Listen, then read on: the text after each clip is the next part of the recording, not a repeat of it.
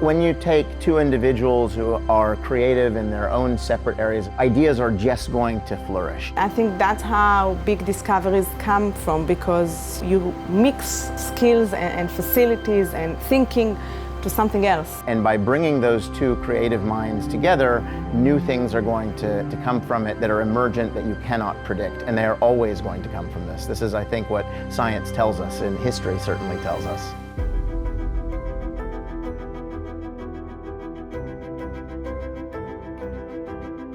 The Making Connections program for myself and for my UK partner was extremely important because we were looking for funding that was tailored to fit our project, to collaborate scientifically, to exchange visits and to be in contact and to do the science together in a way that without this funding would not have happened. It brought in a particular chemistry to understand the mechanisms that allow the cancer cells to reprogram themselves under the pressure of the treatment. To translate that into a drug or a treatment or a therapy that would help people with HER2-positive breast cancer and hopefully save lives. Weitzman really celebrate thinking and thinkers and people who do fundamental research. You look for different angles to different kind of thinking. Who knows whether this is one of those eureka moments where you discover a pathway which really does stop mosquitoes getting malaria. This project that Jake and I are working on is so important. Malaria is still a devastating disease in humans. It kills 1,000 children every day.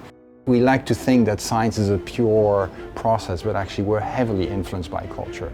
And we can only gain by communicating or exchanging ideas with people who have a slightly different cultural outlook, because they will see things differently. And somehow that is enough to make stuff happen, that wouldn't happen otherwise. It allowed us to spontaneously think over coffee one day and implement it almost the next. It was a serendipitous encounter, and two people that are really have complementary interest in the same field. Andrew really thinks about the clinical implications of things. We are thinking more mechanistically on the sides of things.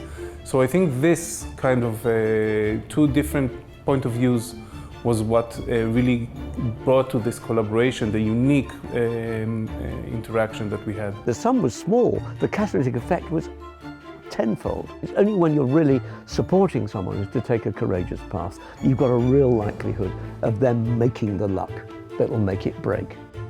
The projects have been very cross-disciplinary, and we've managed to involve many different centres in the UK. I think if we've learned anything from this pandemic, it's about the importance of collaboration between scientists from different countries.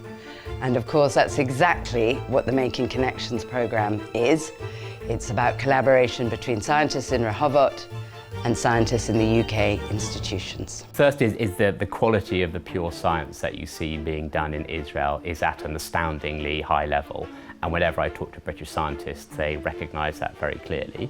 Secondly, there's good evidence that British and Israel collaboration on science leads to really good results. So joint research between Britain and Israel is cited 3 times as often as unilateral research by either country. And that collaboration, that cooperation, that exchange of ideas, the Weitzman Institute stands at the very center of that sort of activity, to what is the very best that Israel has to offer. Having this partnership with leading scientists from both places allow them to complement each other, to learn new techniques, new methodologies, ask together or tackle together a very important questions. Impact of this research, and we already saw the success of this program in the last 13 years. We definitely see it now, and I have no doubt that it will continue to have huge impact in the future. Well, I'm very happy to say that the Bluston Charitable Trust and its trustees have been associated with the Making Connections program since its inception back in 2008. I believe that Lily and David Bluston, who founded the charity together with their brother Jack, would also have been very happy and proud. They were active members of the Anglo-Jewish community. They were proud of Israel. They were proud of Israel's achievements.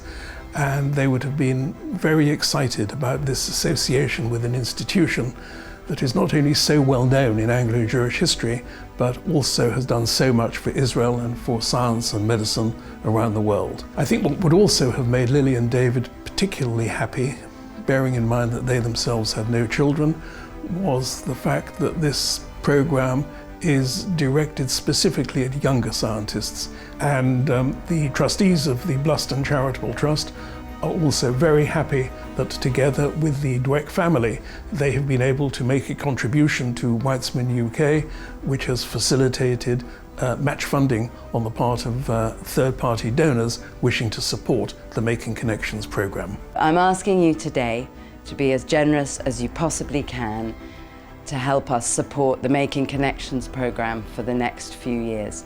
Anything you can give us, however small or big, would really make a difference. Thank you.